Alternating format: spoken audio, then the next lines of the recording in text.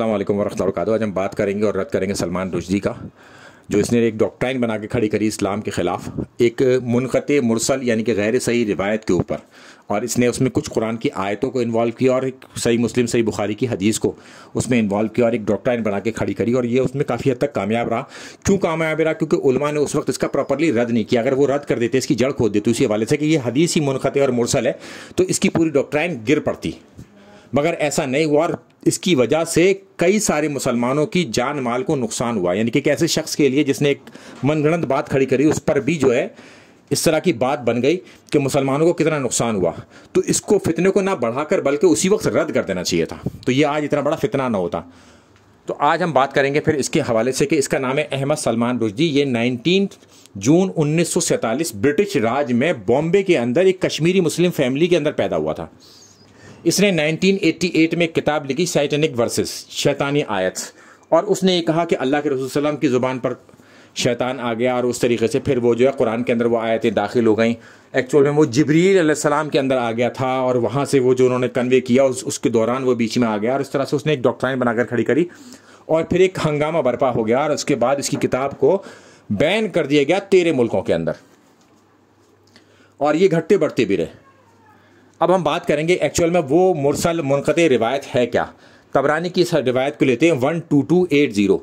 इसके अंदर ये मौजूद है कि अल्लाह के रसूल सल्लल्लाहु अलैहि वसल्लम की तरफ मंसूब किया जाता है। हज़रत अब्दुल्लाह इब्न अब्बास रज़ियल्लाहु अन्हु ने बयान किया, जबकि ये मुरसल और मुनक़ते है, वहाँ तक पहुँचेगी नहीं इसकी सनद, कि उन्होंने अल्लाह के रसूल सल्लल्लाहु अलैहि वसल्लम ने सूरह नजम की आयत पढ़ी। और वो आयत क्या है वो मैं आपको जेपीजी में अगले में दिखा देता हूँ। वो है चैप्टर 53 आयत नंबर 19 और 20। इसमें 3 मक्का की देवियों का जिक्र किया गया है, जिसमें लात, मनात और उज्जा, 3 के बारे में। तो इसमें कुछ इस तरह की बात मौजूद नहीं है, मगर उसने एक डॉक्ट्राइन बनाकर खड़ी करी कि इनके बारे में तुमने इनकी हकीकत तुम नहीं जानते ये क्या है। यानी कि इसको तान के तौर पर कहा गया था अल्लाह की तरफ से कि ये तो तुमने खुद ही बना रखी है अपने हाथ से। और जब भी कोई कुरान की तरफ से कोई आयत को इस तरह की पेश करे ना आपके सामने, तो आप एक बात याद रखिएगा, ये मुकदमा बिल्कुल पक्का कर लीजिए अपना, कि अगली 10 आयतें और पिछली 10 आयतें उसके आगे पीछे हमें देखनी होंगी। फ़ौरन पूरी वो डॉक्ट्राइन समझ में आ जाएगी, क्योंकि कुरान की आयत की सबसे अच्छी एक्सप्लेनेशन जो है वो कुरान की खुद आयत है, और उसके बाद फर्दर एक्सप्लेनेशन के लिए आप सही सनद के साथ हदीस को भी देख सकते हैं। अब हम चलते हैं ऐसी हदीस के ऊपर दोबारा से, कि फिर जो है सारे मुशरिकीन ने ये आयत सुनने के बाद जो है सजदा कर दिया और मुसलमानों में भी सजदा कर दिया। अच्छा, अब इसकी सपोर्ट में वो इलाते हैं एक हदीस सही बुखारी की, कि जिसमें सूरह नजम को जब अल्लाह के रसूल सल्लल्लाहु अलैहि वसल्लम ने पढ़ा तो सारे लोगों ने सजदा कर दिया सिवाय एक के, और वो काफिर था। उसने अपने माथे पर जो है कुछ मिट्टी या कंकड़ियाँ लगा ली। उसने कहा मेरे लिए यही काफ़ी है, और उसे अब्दुल्लाह इब्न मसूद रज़ियल्लाहु अन्हु फरमाते हैं कि उसे जो है कुफ्र की हालत में ही शहीद कर दिया गया। तो अब इससे ये बात कैसे पता चलती है कि ये सारे लोगों ने कर दिया था? वो सारे मुसलमान थे, काफिर थे, कौन थे? एक शख्स का इसमें बस जिक्र है कि जिसने नहीं किया और उसे कुफ्र की हालत में शहीद कर दिया गया। अच्छा, ये वाकया जो इसमें लिखा जाता है वो है जंग बदर का। तो जंग बदर के अंदर तो तमाम मुशरिकीन को जो है शहीद कर दिया गया, यानी कि अबू जहल तक को शहीद किया गया था और कुफ्फार की एक ज़बरदस्त हार हुई थी इस हवाले से। तो क्या उन सब ने सजदा कर दिया था या नहीं किया था, इससे बात कुछ क्लियर नहीं होती। हाँ, एक शख्स के बारे में ये बात क्लियर होती है और वो उसे कुफ्र की हालत में ही मार दिया गया, उसे कत्ल किया गया। बाकी लोगों को क्या इस्लाम की हालत में कत्ल कर दिया था जिन्होंने सजदा कर लिया था? तो ये बात इस बात से मैच नहीं खाती ना। अब ये कुरान की आयत को तो बना के रखा रही, मगर जो चीज़ इन तमाम चीज़ों को जोड़ रही है ना आपस में, वो मैच नहीं खा रही। यानी कि कुरान की आयत अपनी जगह बिल्कुल ठीक है, ये हदीस अपनी जगह बिल्कुल ठीक है, मगर जो चीज़ इन्हें रिलेट कर रही है ना एक दूसरे के साथ, वो ठीक नहीं है, वो रिलेशनशिप गड़बड़ है। तो इस पर वो बुनियाद बनाकर उसे खड़ा करने की कोशिश की गई।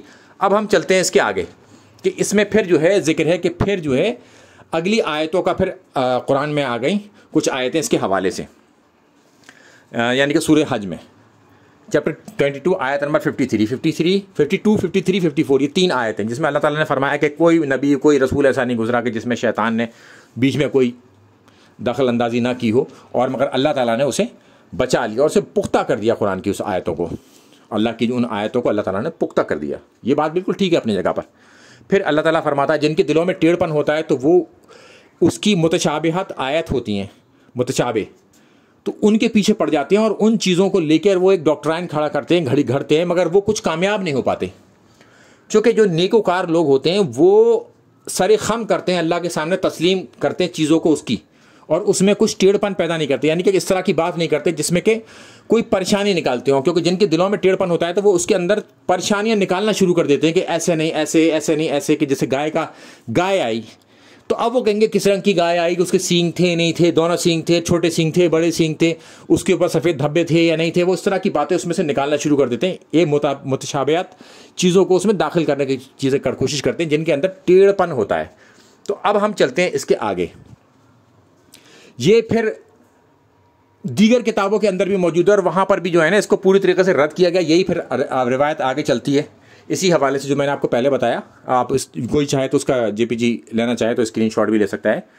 और इस रिवायत के बारे में लिखा गया कि जो कि सूरह हज में भी इससे बड़ी एक रिवायत आई है इसी हवाले से, वो भी मुरसल है और मुनक़ते है, उसकी भी सनद सही नहीं मिल पाती। फिर इसके बाद शेख नासिरुद्दीन अल्बानी ने एक किताबचा लिखा और उसमें भी इन्होंने तमाम इन सारी चीज़ों को रद्द किया पूरे, जबकि शेख अल्बानी तो उनमें से थे कि ज़ईफ़ जमा ज़ईफ़, वो किसी तरीके से उसे हसन पहुंचाने की कोशिश करते थे। मगर शेख अल्बानी जैसे ना जिसकी रूल ही ऐसा है, उस रूल लगाने वाले ने भी इसको रद्द कर दिया। यानी कि जो इन बातों को मानते हैं कि ज़ईफ़ जमा ज़ईफ़ किसी हद तक हसन हो सकती है, यानी कि इसकी असल कहीं ना कहीं कोई चीज़ मौजूद है क्योंकि ये ज़ईफ़ इतनी सारी आ रही हैं, वो भी इसको रद्द कर रहे हैं। यानी कि शेख नासिरुद्दीन अल्बानी ने एक किताबचा लिखकर उन्होंने भी इसको रद्द कर डाला। जिनकी ये खुद की डॉक्ट्राइन है वो भी इस बात को नहीं मानते, इस कदर ये कमज़ोर बात थी। फिर तफसीर इब्न कसीर में भी सूरह हज की आयत नंबर 52, 53, 54 के अंदर भी ये पूरा डिस्कशन मौजूद है। और इसमें भी पूरी जहाँ भी ये मौजूद है ना, उस जगह का डिस्कशन करने के बाद उस पर कलाम किया, कलाम करने के बाद उसको ज़ईफ़ करार दे दिया, यानी कि गैर सही कैटेगरी में बता दिया, उसकी कमियों को गिनाते हुए कहाँ पर ये मौजूद है और उसमें क्या क्या कमियाँ हैं। तो ये है एक फ़ाइनल डॉक्ट्राइन उसके हवाले से। तो इन्होंने ये काम किया, सलमान रुश्दी ने उसको उसी वक्त रद्द कर देते। तो उसने जिस तरीके से एक नेटवर्क बनाया है कमज़ोर हदीस के तहत, कुरान की कुछ आयतों को उसमें इन्वॉल्व किया उसने उस हदीस के तहत ही, और उस हदीस के तहत ही कुछ सही सनद के साथ हदीसों को भी उसमें इन्वॉल्व कर लिया। तो जो चीज़ रिलेशनशिप बना रही है ना इनके आपस में बीच में, वो कमज़ोर है। आयतें ठीक हैं बिल्कुल परफेक्शन के साथ, और सही बुखारी की वो या सही मुस्लिम की वो जो हदीस है वो बिल्कुल ठीक है, उसमें कोई कमी नहीं है, उसकी ना उसके मतन में कोई कमी नज़र आती। मगर जो चीज़ इनको एक दूसरे से जोड़ रही है ना वो कमज़ोर है। यानी कि एक कहानी घड़ी जा रही है किसी चीज़ को हवाले लेते हुए, वो जिन लोगों को उसमें इन्वॉल्व किया था वो लोग तो मौजूद है, एक्चुअल में हैं, मगर जो कहानी बताई गई है उनके हवाले से वो कहानी नहीं है कोई। तो इसका इसी तरीके से रद्द कर देना चाहिए था उसी ज़माने में भी। अस्सलाम वालेकुम वरहमतुल्लाहि वबरकातुहू।